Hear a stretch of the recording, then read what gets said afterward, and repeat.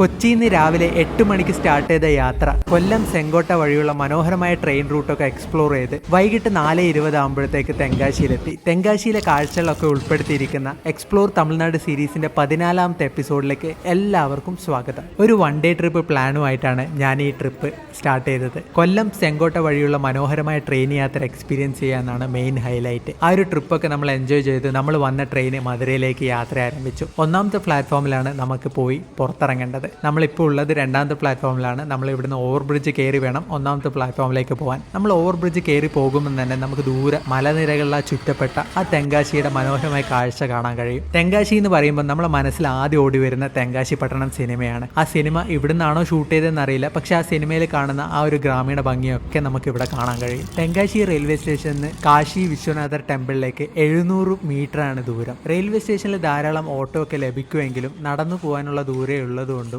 ഞാൻ നടന്നു പോയി ഇവിടുത്തെ കാഴ്ചകളൊക്കെ കണ്ട് മനസ്സിലാക്കാൻ തീരുമാനിച്ചു. ഒരു ഞായറാഴ്ച ദിവസമാണ് ഞാൻ ഈ യാത്ര നടത്തുന്നത്. അതുകൊണ്ടാണെന്നറിയില്ല ഇവിടുത്തെ കടകളും സ്ട്രീറ്റുകളും ഒക്കെ വിജനമായിട്ട് ഫീൽ ചെയ്തു. പക്ഷേ അമ്പലത്തിനോട് അടുക്കും തോറും തിരക്കുള്ള മാർക്കറ്റുകളൊക്കെ നമ്മൾ കണ്ടു തുടങ്ങി. ശരിക്കും തെങ്കാശി എന്ന് പറയുന്ന ചെറിയൊരു ടൗണാണ്. നമ്മൾ പോകാൻ പോകുന്ന അമ്പലവും അതിന് ചുറ്റി കുറച്ച് മാർക്കറ്റും ബസ് സ്റ്റാൻഡും ഒക്കെയാണ് തെങ്കാശി ടൗൺ എന്ന് പറയുന്നത്. നമുക്ക് നടന്ന് കണ്ട് തീർക്കാനുള്ള ദൂരേ ഉള്ളൂ. പക്ഷേ നമ്മൾ ഈ ടൗണ് വിട്ട് പുറത്തു പോയി കഴിഞ്ഞാൽ നമുക്ക് ധാരാളം ഗ്രാമീണ ഭംഗിയും ധാരാളം വെള്ളച്ചാട്ടങ്ങളും ഒക്കെ കാണാൻ പറ്റുന്ന ഒരു സ്ഥലമാണ് തെങ്കാശി. അമ്പലത്തിന്റെ ഫ്രണ്ടിലെത്തുമ്പോൾ നമുക്ക് ആദ്യം കാണാൻ പറ്റുന്ന ആ 150 അടി ഹൈറ്റിലുള്ള ഗോപുരമാണ്. അമ്പലത്തിന്റെ തൊട്ടടുത്ത് തന്നെ ബാഗും ചെരുപ്പും ഒക്കെ വെക്കാനായിട്ടുള്ള ഒരു കൗണ്ടർ ഉണ്ട്. അവിടെ ഞാൻ ബാഗും ചെരുപ്പും ഒക്കെ വെച്ചു. ഇവിടെ ഒരു മെയിൻ്റെനൻസ് വർക്ക് നടക്കുന്നത് കൊണ്ടാണ് ഈ ഒരു പച്ച നെറ്റും മുളയും ഒക്കെ ഇട്ടിട്ട് ഇതിന്റെ ഒരു ഭംഗി മനസ്സിലാത്തത്. നിങ്ങൾ ഈ വീഡിയോ ഒക്കെ കണ്ട് ഭാവിയിൽ ഇങ്ങോട്ട് വരുന്ന സമയത്ത് ഈ ഒരു ഗോപുരം നല്ല പെയിന്റ് ഒക്കെ അടിച്ച് നമ്മൾ ശ്രീരംഗത്തിലെ കണ്ട പോലെ നല്ല മനോഹരമായ കാഴ്ചകളായിരിക്കും നിങ്ങൾക്ക് കാണാൻ പറ്റുന്നത്. 13ാം നൂറ്റാണ്ടിൽ പരക്രമ പാണ്ഡ്യനാണ് ഈ ഒരു അമ്പലം കൺസ്ട്രക്ട് ചെയ്യുന്നത്.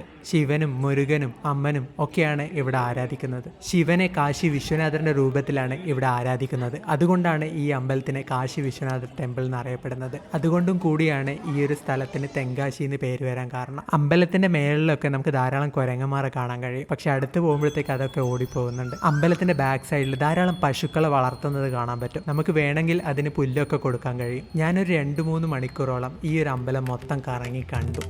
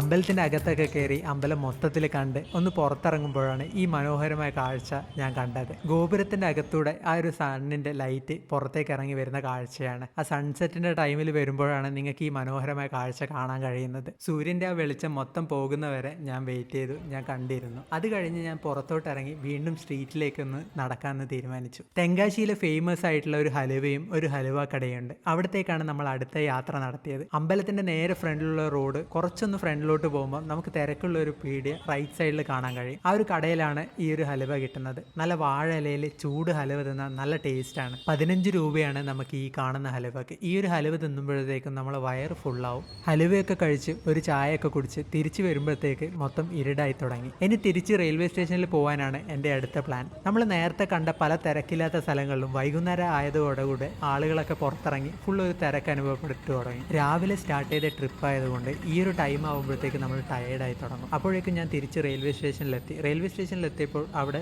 AC വെയിറ്റിംഗ് റൂം ഒന്നും കണ്ടില്ല. ആകെയുള്ളത് ഒരു വെയിറ്റിംഗ് ഹോളാണ്. അവിടെയാണെങ്കിൽ ഡോറൊക്കെ ക്ലോസ്ഡ് ആയിട്ടാണ് കണ്ടത്. അവിടെ ഉണ്ടായിരുന്ന ഒരു റെയിൽവേ പോലീസിനോട് ചോദിച്ചു. ഞാൻ ഡോറൊക്കെ തുറന്ന് അകത്ത് കയറി. ഒരു ചെറിയ റെയിൽവേ സ്റ്റേഷൻ ആയതുകൊണ്ട് തന്നെ ഇവിടെ സൗകര്യങ്ങളൊക്കെ വളരെ കുറവാണ്. ഞാൻ തിരിച്ചു പോകാൻ വേണ്ടി തിരുനെൽവേലിയിൽ നിന്ന് പാലക്കാട് പോകുന്ന പാലരുവി എക്സ്പ്രസ്സിൽ സ്ലീപ്പർ ടിക്കറ്റാണ് ബുക്ക് ചെയ്തിരിക്കുന്നത്. 12:30ക്കാണ് ആ ഒരു ട്രെയിനിൽ തെങ്കാശിയിൽ എത്തുന്നത്. ചെറിയൊരു റെയിൽവേ സ്റ്റേഷൻ ആണെങ്കിലും ഇവിടുത്തെ ബാത്റൂം ഒക്കെ വളരെ ക്ലീൻ ആയിട്ടാണ് വെച്ചത്. ഞാൻ ഇവിടെ നിന്ന് ഫ്രഷ് ആയി കുറേ സമയം സിനിമയൊക്കെ കണ്ട് സമയം കളഞ്ഞു. അങ്ങനെ വെയിറ്റ് ചെയ്തിരിക്കുമ്പോഴത്തേക്കും നമ്മൾ ട്രെയിൻ എത്തി. വേഗം ട്രെയിനിൽ കയറണം, കിടന്നുറങ്ങണം. ഇത് മാത്രമേ ഉള്ളൂ അടുത്ത ലക്ഷ്യം. എന്തായാലും ഞാൻ ഈ വീഡിയോ ഇവിടെ വെച്ച് അവസാനിപ്പിക്കുകയാണ്. തെങ്കാശിയിൽ കാശി വിശ്വനാഥ ടെമ്പിളൊക്കെ നിങ്ങൾക്ക് ഇഷ്ടപ്പെട്ടെന്ന് വിചാരിക്കുന്നു. അടുത്ത ആഴ്ച പുതിയൊരു വീഡിയോ ആയിട്ട് വരുന്നത് വരെ സ്റ്റേ ട്യൂൺ.